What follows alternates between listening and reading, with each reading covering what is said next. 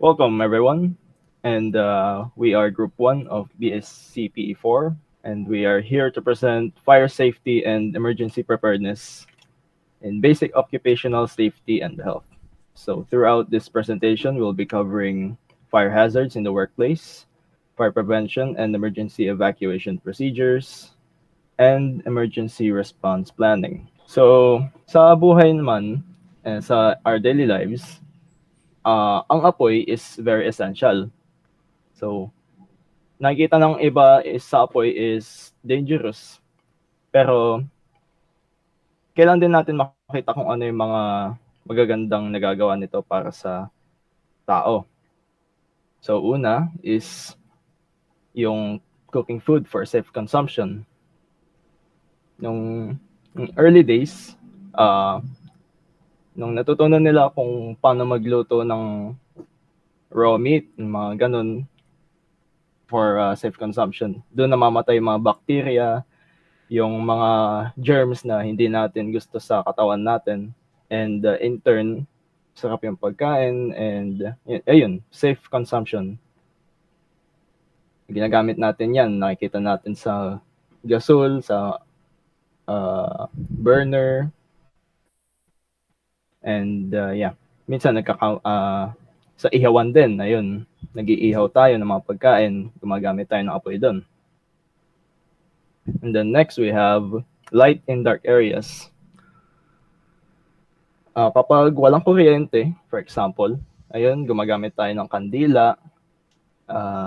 Nung sinaunang panahon, gumagamit sila ng lampara. Kung naalala niyo pa yung lampara.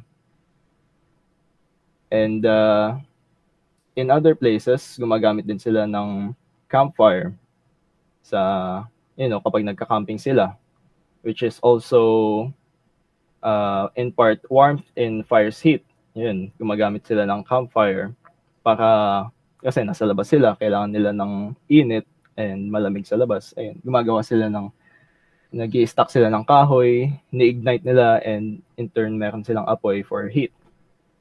Pwede din dito yung fireplace. Kung mayaman ka, sa ibang bansa, snowy, then bahay mo may fireplace. It's a good way to keep warmth in your house. Then we also use fire that is used in power plants and other industries. So for example dito is yung coal power plants. Para ma-burn yung coal and makuha yung energy niya, sinusunog muna siya para makakawa ng electrical energy, kino-convert siya sa energy.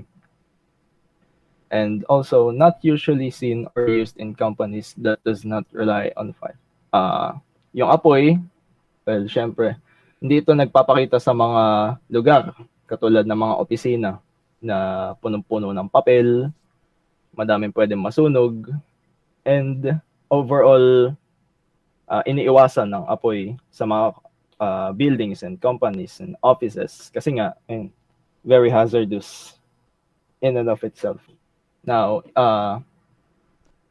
to continue with that, ano nga ba ang dangers sa apoy? Now, specifically uncontrollable fire. Kasi, katulad sa kanina dito, daily lives. Itong mga examples na to, cooking food, light in dark areas, work in fire's heat, and in power plants. I'd like to call this controlled. Kasi, pwede mong alam mo kung ano yung ginagawa mo, kung paano kalakas yung apoy dapat. And dito naman, uncontrollable fire. So, ito na, dito na nagsisimula yung sunog, yung apoy sa mga bahay, nakakaabala. So, una, fire spreads incredibly fast. So, very common ito, lalo na dito sa Pilipinas. Lagi itong pinag-uusapan. Although last month is March, which is the fire prevention month natin dito sa Pilipinas, hindi dapat natin iniiwasan pag-usapan ng fire prevention. Dahil dito sa Pilipinas, marami mga bahay ang dikit-dikit. Dahil, ayun, kung nakikita nyo sa balita, itong mga bahay na to, kung isa lang dyan is magkakaroon ng sunog, damay yung mga kapitbahay niya. At mahirap hanapin kasi dikit-dikit nga sila at kumpul-kumpul yung bahay.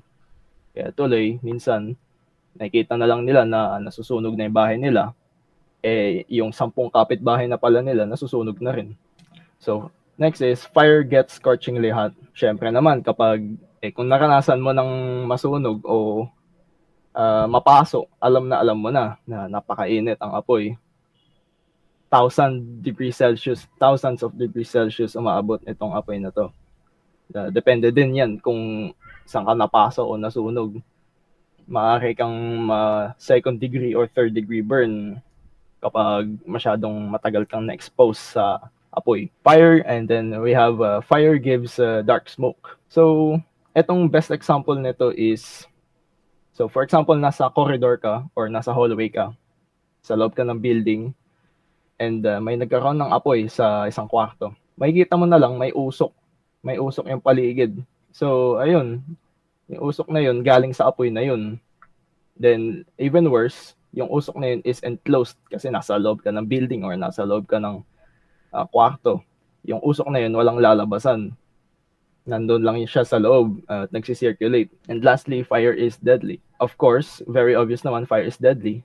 Pero hindi lang siya deadly dahil sa init niya. Deadly din siya dahil yung mga nasusunog niya pwedeng mag-release ng toxic gases. Ayun, yung mga toxic gases na yun pag na-inhale mo, nakakamatay. Pwede din yun yung smoke. Kapag na-expose ka sa smoke masyado, kahit hindi yan toxic gas, may impede yung breathing mo. Tapos konti lang yung oxygen na may intake mo and maaari kang mahimatay, mag-pass out. So ayun, hindi lang naman sa apoy ka namamatay. Pero syempre naman kapag hinawakan mo yung apoy, susunog ka, then kapag na-expose ka pa lalo, mamatay ka. So dito natin makikita na kung paano ba nabubuo yung fire triangle. So ang tawag nating fire triangle is yung tatlong main components kung paano nabubuo ang apoy. So meron tayong oxygen, meron tayong fuel, meron tayong heat. So balik tayo sa office scenario. So una, meron yung fuel. Kung makikita nyo sa office, napakaraming papel, napakaraming libro, daming flammable objects, pwedeng maging karton, pwedeng maging papel, pwedeng yung lamesa nyo, kahoy, yun, nasusunog din yun. Daming pwedeng kainin ng apoy. Oxygen, ayan, yun ang sinasabi ko din kanina sa fire is deadly. Kapag, dahil kailangan ng oxygen ng fire, siya din, parang tao din siya na humihigop ng oxygen para mabuhay. And in turn, inaagawan ka ng oxygen and doon ka din namamatay dahil sa lack of oxygen. So the more oxygen the surrounding has, mas malakas yung apoy. And then finally, we have the heat, yung ignition, kung paano nagsisimula ang apoy. So for example, sparks. Nag-spark yung electrical cable and then dumikit sa papel. Ayun. Since may oxygen naman sa paligid, nagsisimula na yung fire triangle. Yun ang tatawag natin na fire triangle. Pag-uusapan naman natin ngayon ay about sa fire hazards. So, sa mga hindi nakakaalam, ang hazards ay panganib. So, alam naman natin na ang apoy ay mapanganib. Tulad nga ng nakaraang slide na binanggit sa atin ni Tristan, ang apoy ay nakamamatay. So, basahin natin. Include all types of live frames, cause of sparks, hot objects, and chemicals that are potential for ignition or that can aggravate a fire to become large and uncontrolled. May mga pagkakataon na yung mga apoy kapag hindi siya naagapan, lumalaki siya at mahirap siyang apulahin. At syempre, hindi magsisimula yung apoy ng mag-isa. Meron siyang pinanggalingan. Either nag-cause yung sparks, merong mainit na bagay. Like example, plancha, ganun, naiwan na nakabukas or naipatong sa madaling magliyab na gamit or sa papel, sample, papel, ganun. Or mga chemicals na pwedeng panggalingan ng ignition. Also include all types of potential threats to fire prevention practices, firefighting, built-in fire safety systems and situations that restrict the escape of people from an affected building or area in the event of fire. Fire hazard pose threats to us and to life and property. So, ito yung mga kadahilanan kung bakit mahalaga yung safety pagdating sa apoy. Kaya nga meron tayong mga firefighter dahil kapag yung apoy ay napabayaan, sabi dito, pwedeng mag-cause siya ng life ng buhay ng isang tao or yung property na sobrang mahalaga para sa atin, sa buhay natin. Dahil yung dalawang bagay na ito ay mahalaga. So, dito tayo sa next slide. Dito, pinag-uusapan yung mga common fire hazards. Ito yung mga nakikita natin na sa mga establishments, sa mga workplace na pinag-iingat tayo or binibigyan tayo ng dagdag kaalaman para maiwasan natin mangyari yung mga bagay na ito. So una, all types of flames used in any work. So may mga trabaho na kailangan gamitan ng apoy, especially yung mga pagluluto, ganun. Bakery, restaurants. So, ayan, number one na kailangan ng pag-iingat. And then, electric wires, higher loads, loose connections, and all electrical equipments. So, kahit hindi sa work, no, merong mga electric wires sa bahay natin. So, maaari siyang mangyari kahit saan kasi kahit saan tayo pumunta, kailangan natin yung electricity. And so, pangatlong bullet, all cooking and heat generating appliances. So, hindi lang din sa restaurants natin siya or like sa bakery, meron din tayo. Yung ibang tao sa mga bahay nila meron din silang sariling lutuan sa kanyang bahay.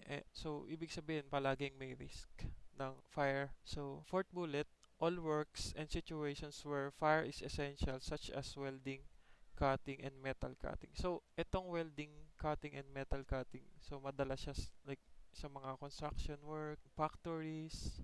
So may risk din ng fire hazards dahil kapag kapag nagwe-welding tayo, merong tumatalsik na mga na maaaring makapag-trigger ng apoy kung yung mga tumatalsik na yun kasi mainit yun. Or pwedeng yung ginamit natin na pang-welding dahil yung machine nagiinit siya. Ganun. So, sa fifth bullet, improper storage of tools, equipment, and items during at the end of the day's work. So, yun nga. Yun yung nabanggit ko.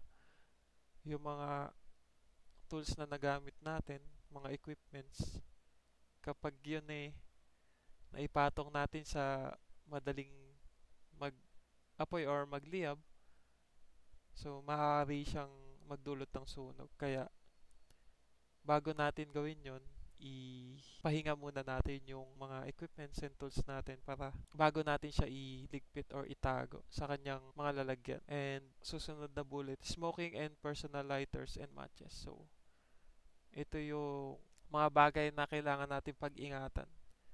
So, bihira lang mangyari to, no? Siguro madalas kung mapaglaruan siya ng bata or maabot siya ng bata, mapaglaruan yung mga lighters, matches sa bahay nila. So, maaaring magkaroon ng sunog. Kaya kailangan mahalaga din na nasa maayos na lagayan din or sa mga sa mga lugar na hindi maabot ng bata yung taguan ng lighters and matches. So, fireworks, pyrotechnics, ammunitions, and explosives. So, ito yung mga bagay na maaaring magdulot na explosion. So, nangyayari siya, I think, siguro almost yearly. May mga factory na sumasabog dahil siguro sa kapabayaan, ganun.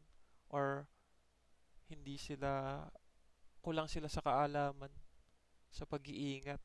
Pero, sigurado, yung mga factory na yun, meron naman silang safety measures, pero siguro yun nga yung kapabayaan nila, nangyayari yun. So next slide. Insufficient capacity and members of emergency exits and stairs. So ito yung isang bagay na mahalaga, especially sa mga mataong lugar, kailangan ng emergency exit and stairs para example mangyari yung sunog, yung mga tao na gustong lumikas ay mayroon silang agad malalabasan. And ayun, yung stairs mahalaga din kasi sa mga pagkakataong yun mahirap gumamit like ng elevators, ganun. kasi baka mas lalo ka pang ma-stranded sa loob. And then, yung mga bagay na ito mahalaga para malesen natin yung casualties. And hindrance to site or reach firefighting equipment, marking and alarm system. So, alarm system mahalaga siya, no? Para ma-detect natin na may sunog. Minsan, hindi napapansin ng mga tao na malala na pala yung sunog dahil nasa ibang room siya. So, minsan too late na, no? Kaya yung iba, ang namamatay sila kasi malala na-stranded na sila, naipit na sila sa sunog. And then, insufficient numbers of types and fire extinguishers. So, may mga types of fire extinguishers kasi um, para sa mga specific cases, mababanggit natin siya sa mga susunod na slides. And absence of fire detection and alarm system. So, nabanggit ko na rin yun, yung mga alarm system, violation of building and fire codes and or arson. So, yung mga um, buildings na hindi sumunod sa standards, maaaring yun nga mag-lead sa maraming casualties. So, dito, sa last bullet, violation of building and fire codes or arson. Itong fire codes, dito sa Pilipinas, meron tayong Republic Act number 9514 or the Fire Code of the Philippines, which meron siyang mga penalties for or fines para sa mga taong lumalabag sa mga batas na kunwari office ka, establishment ka, and hindi ka naglagay ng warning signs for kung hazardous to, kung fire hazardous to. Pwede kang ma-fine ng 50,000 pesos and 6 months up to 6 years. And pwede ka din ma-fine ng 100,000 pesos dito. Next.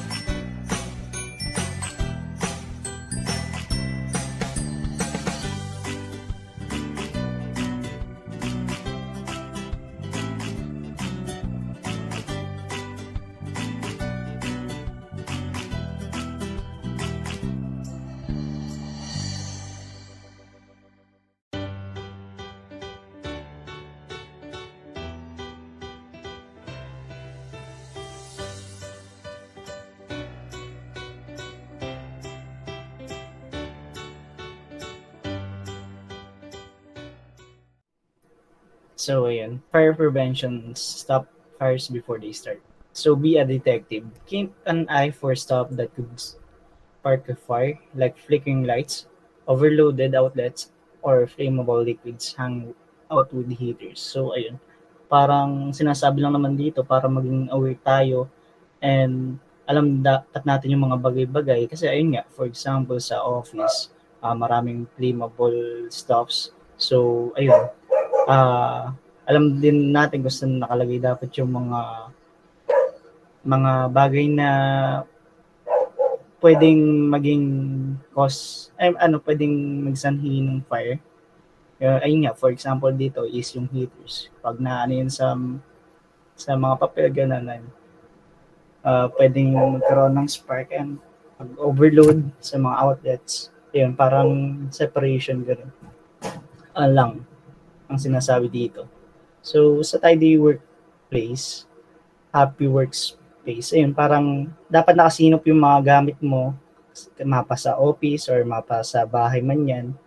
Ayun, dapat nakasinop. And kung sakali man, wag naman sana kung magkakaroon ng fire, kung sakali man, eto, nagawa mo to, maayos yung workspace mo or yung workplace mo or lalaganan mo ng mga gamit, alam mo kung saan nakalagay yung mga documents mo, ayun, madali mo siya makukuha in case na magkaroon ng fire.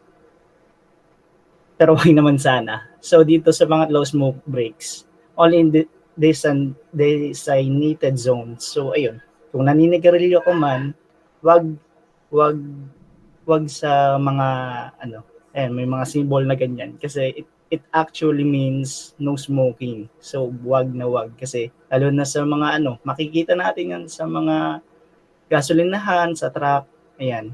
Kasi yun yung mga bagay na makakapag-cause ng fire. So ayun, next slide.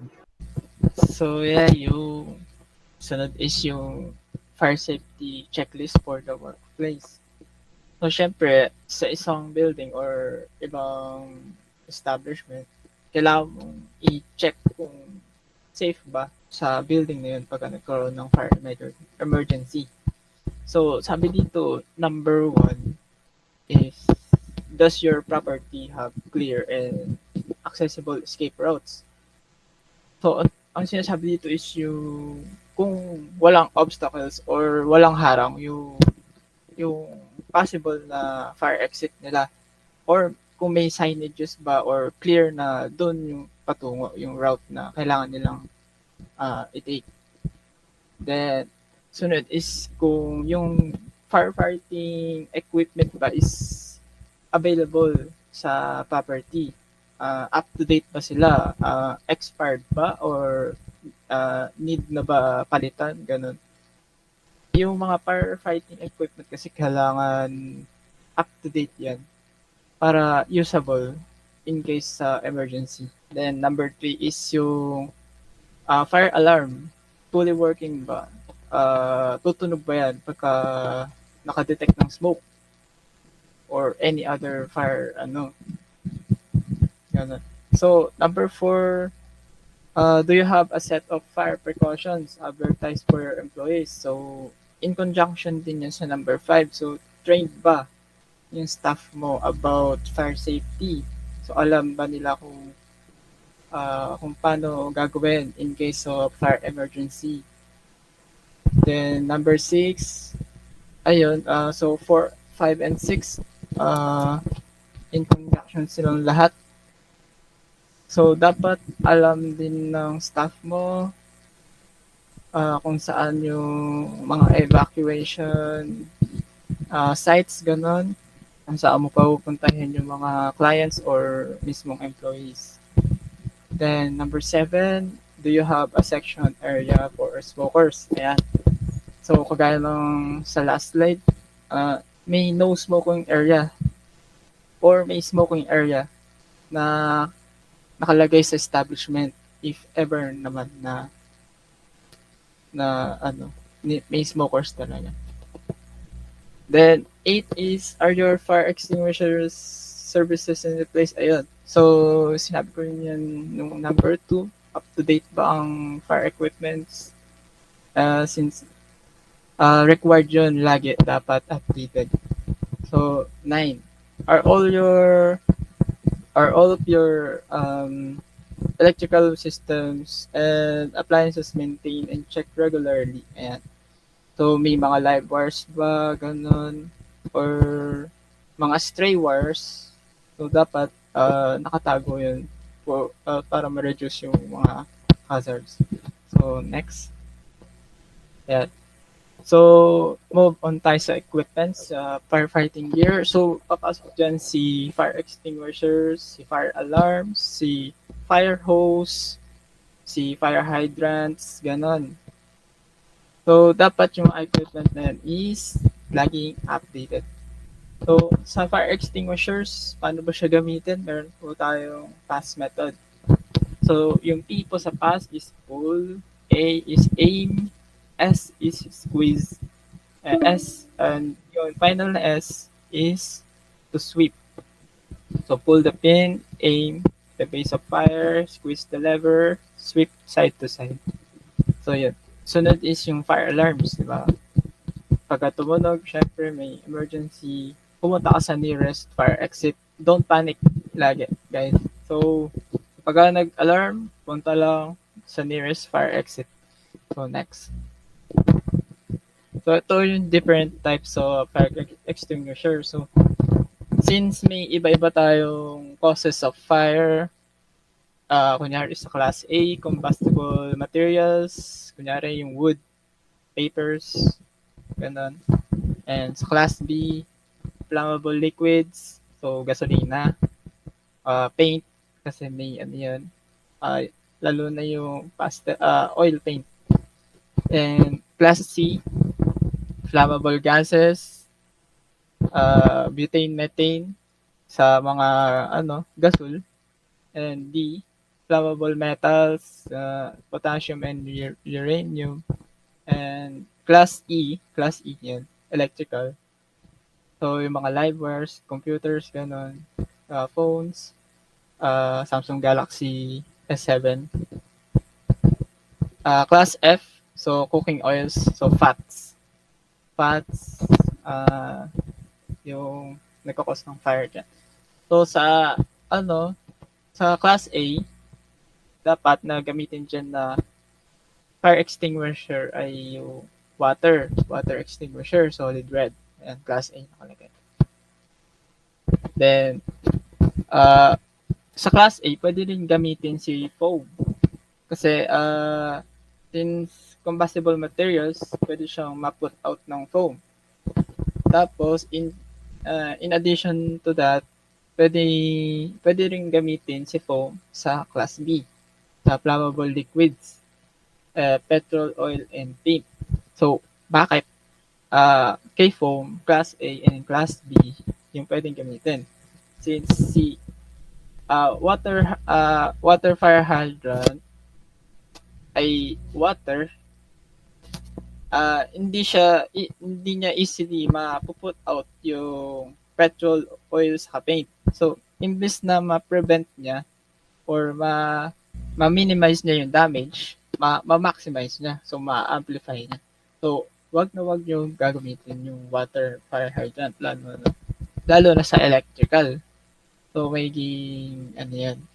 electrocharge. Then, sunod tayo sa powder. So, yung powder, pinaka-versatile, lahat yan pwede. Pero lang sa fats and oils. Since, sabi dito, bakit hindi pwede si powder sa fats and oils? Kasi, yung cooking oils, nagbe-burn siya super hot. So, hindi kaya ni powder. So, parang mababurn din si powder. O, yun yung isang kahinaan ng powder fire extinguisher. Yan. Sunod is yung CO2. So, parang yung dry ice. So, ginagamit dyan sa petrol, oil paint, and sa electrical. Then, sunod is yung wet chemical. Ayan, ang pinaka-use ng wet chemical fire extinguisher, yung sa oil. So, sa oil siya, saka sa combustible material. So, since wet chemical ang gamit, nabibreakdown niya yung fats and oils gamit potassium salt. So, yun. Next. Skip lang. Get out safely and quickly. So, ayun. Know your roots. So, floor plan to, no? Na kung saan makikita mo dito yung mga exits in case na magkaroon ng fire. Mayroon dito yung primary exit and secondary exit. So, ayun. Yun din. Kagaya din sabi ng mga naunang presenters. Ayun. Kung gagawa man ng ng building or office, ayun, wag harangan yung exit ng kung ano pa man. So, ayun, parang magiging guide na rin to para sa mga tao na kung saan talaga yung way papunta dun sa exit. So, next one, practice makes perfect. So, ayun, mga fire drills, yung mga sa schools, may mga nagpupuntang bumbero para ma-aware tayo in case na meron nga sunog. Ayun, alam natin yung mga safety measures, precautions, and other stuff na makakatulong sa atin. So, mainam na seryosohin natin to kasi hindi natin alam kung kailan or or paano mangyayari yung mga ganitong klaseng sakuna. So, ayun, malaking tulong to, mga ganitong klase ng drills, fire drills. So, lastly, looking out for each other. If ever man na, ayun, may fire na nangyari na nga, ayun, kung may sakali mang nakikita kang nahihirapan or pwede mo tulungan. Tapos sa mga gamit or kung nag-iimpake man, kunyari, for example, dito, nakaraan, nasunugan yung kapitbahay namin, ayun, tinulungan, wala yung may-ari, and then yung mga kapitbahay, ayun, parang pinasok na yung bahay, para yan yung mga gamit, yung mga gamit na sobrang importante, yung mga pera hindi na naisalba, pero yung mga ilang gamit na isalba. So, yun. Naagapan naman kabod dahil sa mga tulong ng kapitbahay din, na which is a good thing. So, ayun. Ayun lang.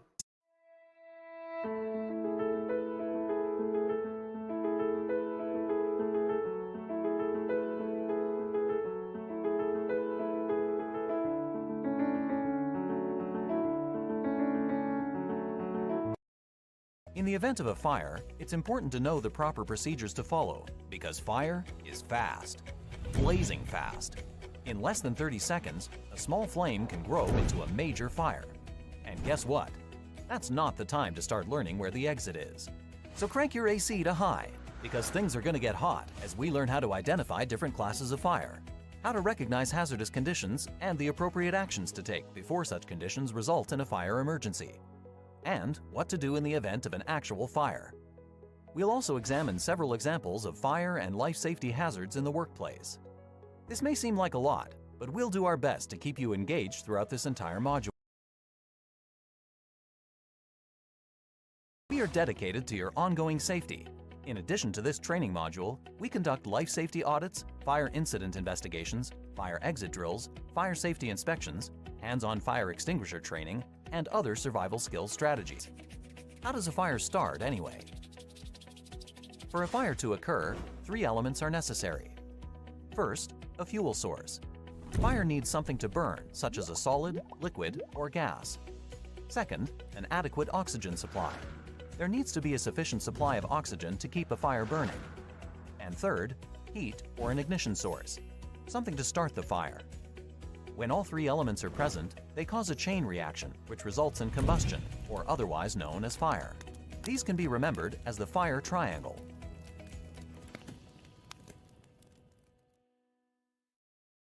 Not all fires are the same. In fact, there are 5 classes of fire, and each requires a specific extinguisher. Before using an extinguisher, be sure to take note of the classification on the label. Using the wrong type of extinguisher can be life-threatening. Portable fire extinguishers are extremely handy, but they should only be used against fires at their initial stages. Once the fire starts to grow, it's best to evacuate the building. Extinguishers should never be viewed as substitutes, but rather as complements to automatic fire detection and suppression systems, such as fire alarm systems, smoke and heat detectors, and fire sprinklers. Okay, so let's check out each class of fire and which extinguisher to use. A Class A fire consists of ordinary combustibles. A Class A fire extinguisher contains water to remove the heat from the fire by cooling it. A Class B fire occurs when flammable or combustible liquids ignite. A Class B fire extinguisher contains dry chemicals to smother the fire. A Class C fire involves energized electrical equipment. A Class C fire extinguisher contains an agent that is non-conductive, such as carbon dioxide. A Class D fire occurs when the fuel is a combustible metal. A Class D fire extinguisher contains dry powder to smother the fire. A Class K fire occurs when cooking oils and fats ignite, usually in commercial cooking areas such as restaurants and cafeterias. A Class K fire extinguisher contains a dry and/or wet chemical mixture, which forms a soapy foam to suppress the fire. Now it's time for the hot seat. Can you match the correct extinguisher to each class of fire?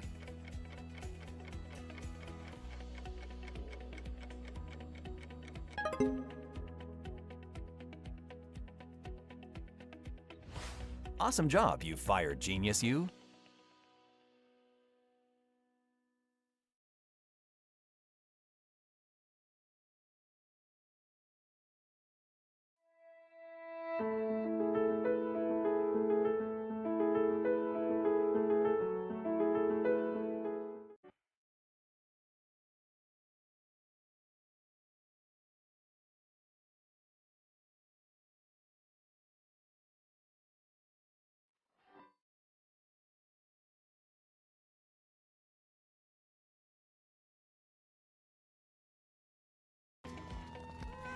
You can save lives every day by taking precautions in fire prevention. Let's look at each class of fire separately. To prevent a Class A fire, remove excess paper and debris from your workspace. Smoke only in designated areas outside of the building. And keep combustible materials in a covered metal container. To prevent a Class B fire, use materials in a well-ventilated area and keep them away from anything that may produce a spark. Properly store combustible or flammable liquids in sealed, spill-proof containers. Keep portable storage cans to less than 5 gallons. Outside storage should be at least 20 feet away from the building.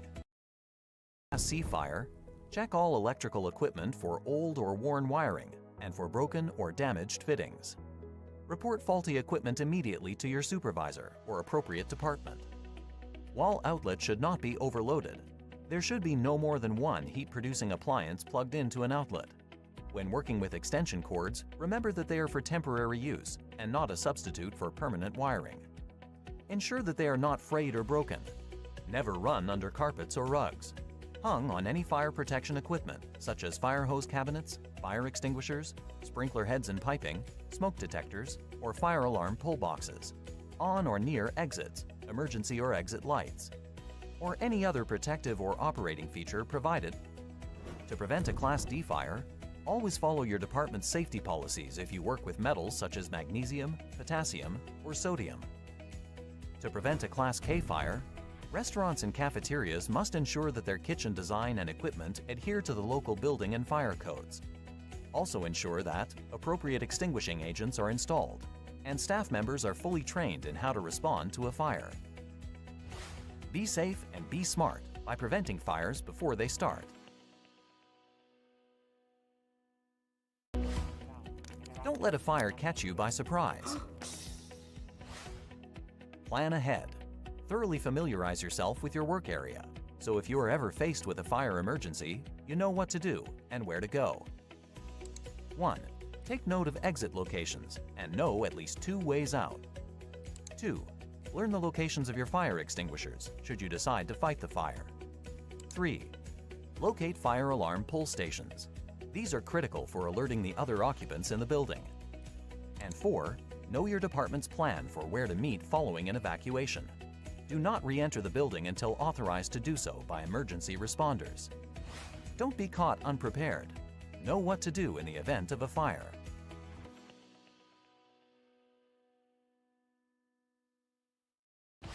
It is important to know how to react. Knowing what to do can mean the difference between life and death. 1. If the fire alarm is activated, evacuate the building immediately. 2. Never assume it's a drill. If you ignore a fire alarm, you could end up trapped inside a burning building. 3. Never use the elevator to get out of a burning building. Always use the stairs.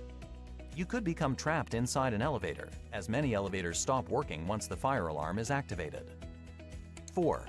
Know and follow your department's emergency action plan. Your plan may include assigning certain employees specific responsibilities, such as ensuring that everyone evacuates the building and assisting disabled individuals to areas of refuge. 5. All employees should know their escape routes and where to meet following a fire emergency. 6. And most importantly, stay calm. Here's a hot tip to remind you of what to do in the event of a fire emergency. RACE.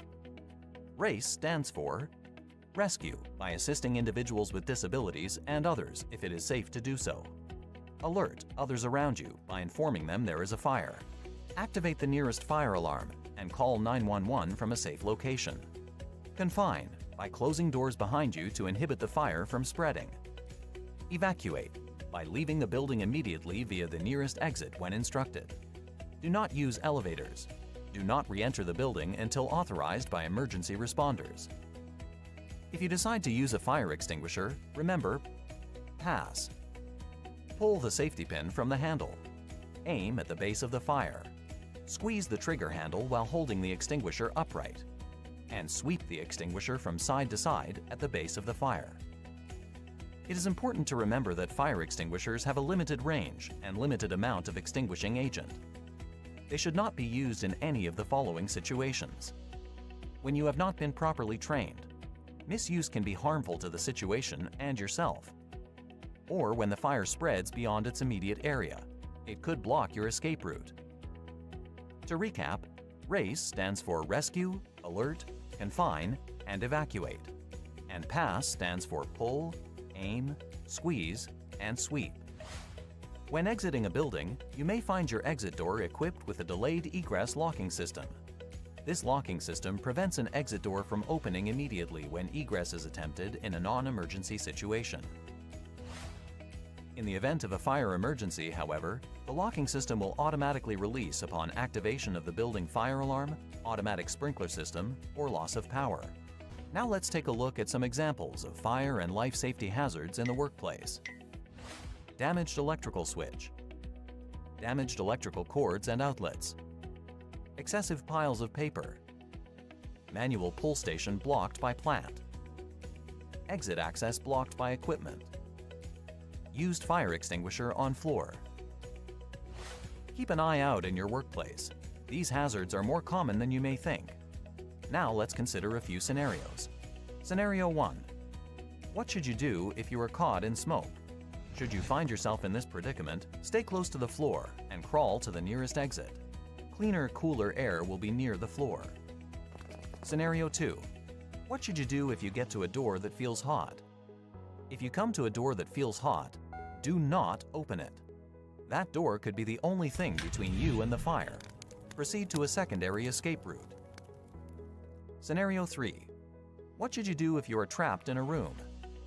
If you find yourself trapped, keep the doors closed and seal any cracks or vents with wet cloth material to prevent smoke from entering the room. Call 911 and report that you are trapped. Be sure to give your street address, building name, and room number. If there is a window, signal to someone outside. Hang an object at the window, such as clothing or a towel, and shout to attract attention. Scenario 4. What should you do if you or your clothes catch on fire? Do not run. This gives the fire more oxygen to burn stronger. Instead, you guessed it, stop, drop, and roll. Rolling around on the floor smothers the fire. Use cool running water to lower the temperature of the burn and seek medical attention. This is the end of the training module. We have the emergency response planning. So first, what is a fire response plan? So a fire response plan is a series of drills or action performed by an individual or group when a fire is suspected or discovered. So by successfully implementing and following the fire response plan, the damage and risk to life can be minimized. So, bakit nga ba kailangan natin i-include yung fire response plan? There are several elements to a fire response plan. The action must be carried out if a fire is either confirmed or even suspected. So, we have the word RACE, an easy to remember acronym. Ano nga ba ang ibig sabihin ng RACE? We have remove, alarm, contain, extinguish, or evacuate. So, for remove, this means to remove people from the immediate area or any other areas of risk. So remember, in most fires, smoke presents or presents a bigger threat to life than flames. So bakit sinabi na ang smoke ay nagpe-present ng mas malaking threat kesa sa apoy? So ang short explanation dyan is kapag kasi nakalanghap ka ng usok or nasobrang ka ng langhap, may posibilidad na mawalan ka ng consciousness na magbibigay ng greater risk sa buhay mo kasi posibleng huli na para gumising ka at makaalis sa lugar na yon. So next is alarm. There are few actions that fall under the umbrella of raising the alarm. So first, activate the nearest fire alarm to ensure that even those who are not nearby are aware of the danger. Next is to report the fire to the emergency services and notify the people verbally nearby. So yung mga makakasalubong mo, sabihan mo agad sila na um, merong sunog at mag-evacuate na sila at sabihan na rin yung iba pa nilang mga kasama. So next is to contain. If safe to do so, you can limit the danger and damage caused by fire and smoke by closing doors in the area surrounding the fire. So, okay lang naman na isarado mo yung pinto, pero make sure na hindi mo siya ilalak. Next is for E, we have the extinguish or evacuate. So, this is the final stage of your fire response plan. Extinguish kapag sa palagay mo kaya pang patayin or mababawasan mo yung risk or yung pagkalat ng apoy sa lugar ninyo. And evacuate kapag naman alam mo na hindi na talaga kaya. So, pwede rin naman habang nag-evacuate yung ibang empleyado, i-start na ng mag-extinguish ng fire. So, pwede yun. So, if the fire is still uncontrollable and you have the means, you can try to extinguish the fire. Yun nga sabi ko nga kanina. So, pwede mong bawasan yung posibleng masira or maabot ng apoy. So, just to remember, the word raise, remove, alarm, contain, extinguish or evacuate. So, next slide. So, next we have the fire procedure at work step-by-step guide. So, the first one is preparation. So, the initial phase of any fire drill procedure is the preparation. This stage is foundational and determines the effectiveness of the drill. Employees, being the primary participants, need comprehensive training on fire safety measures. This training should encompass understanding the nature of fires, the importance of quick response, and the correct use of fire safety equipment. So additionally, they should be made familiar with the layout of the workplace, especially pinpointing the emergency exits and identifying the nearest exit from their specific workstation. So beyond training, the safety team has a responsibility to ensure that all safety equipment, particularly smoke detectors and the alarm system, are in optimal working condition. So this is vital because during an emergency, this system serves as the primary alert mechanisms and any malfunction could lead to catastrophic results. So next is the announcement. Ito yung drill na pwedeng masabihan kayo ahead of time or meron silang surprise drill. So usually ginagawa nila yung surprise drill para malaman nila kung paano magko-cope up yung mga empleyado nila once na nasa danger na sila, nasa danger zone. So this mental preparedness ensures that every employee, regardless of their tenure, actively participates and benefits from the drill. So next is the initiation.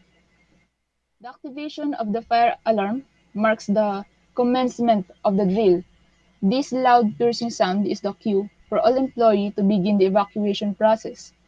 The immediate reaction to the alarm is crucial, so employees should be trained to resist the urge to panic, as panic can lead to confusion, mistakes, and potential injuries. Instead, upon hearing the alarm, they should promptly but calmly leave their workstation, ensuring they don't trample over others or leave behind any potential fire hazards. So, dito sa may initiation na to, usually kasi sa mga empleyado or sabihin natin na bawat individual na makakarinig ng fire drill, nagpapanik kasi usually. So, avoid panic or huwag tayo masyadong matakot.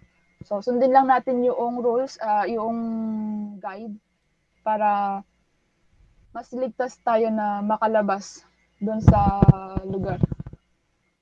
Next is the evacuation. The evacuation process is the heart of the drill or the fire drill. Employees should have a clear path in mind following the predetermined evacuation route. Signages and floor markings can aid in guiding them towards the exits. It's imperative to note that elevator pose significant risk during fires due to potential electrical malfunction and should be strictly avoided. Stairwells, being more reliable, should be the primary means of vertical evacuation. So sabi nga noong sa previous na slide, so mas better kung hagdan ang gamitin natin. Kasi usually sa mga elevator kasi pagka yan ang ginamit natin, may posibilidad na hindi natin alam, natutupok na pala yung pinaka tali noong nag-hold dun sa elevator. So may possibility na hindi lang sa electrical malfunction, pwede rin bumitaw yung tali na nag-hold sa elevator and mahulog yung lift na yon. Pinakamasakit na parte kung nasa mataas na parte pa yung nasa mataas na building yung elevator. So the best practice, lights should be left on, especially in corridors and stairwells, to ensure visibility and guide employees, particularly if the drill simulates conditions of smoke or power outages. So next is the assembly. So evacuating the building is half the task. Once outside, employees should move to a predesignated assembly point, ensuring they are at a safe distance from the building. This assembly is not just a gathering, it's a roll call to account for every individual. The team leader or an appointed fire warden should methodically take a head count, ensuring that every employee has safely evacuated. So hindi ko pala naisama sa may slide. Meron tayong mga fire safety leaders. So sila yung naatasan in case na magkaroon nga ng kagaya nito emergency, sila yung mag-handle or sila yung mag-organize ng evacuation plan. So bukod sa head count manager, meron tayong chief fire warden, assistant fire warden, communication plan leader, route guides, and floor monitors. So sila yung mag-a-assist sa inyo or sa individual para makapunta tayo sa evacuation area ng maayos at ligtas. So next is the evaluation. So reflection and assessment are as crucial as the drill itself. So once the drill concludes, the safety committee should gather to evaluate its effectiveness. This isn't just a cursory overview, but a deep dive into every aspect of the drill. So feedback should be actively sought from all participants to understand their experiences, challenges, and suggestions. So areas of confusion, bottlenecks at exit, or any other hindrances faced during the drill should be meticulously noted.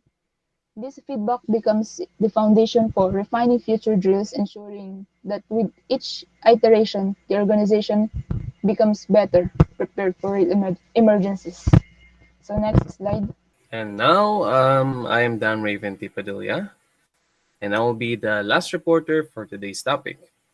Here we have conducting a successful fire drill. The first step is speed of evacuation. Under this section, we also have time tracking and quick response. First of all, why is the speed of evacuation important, or evacuation in general is essential?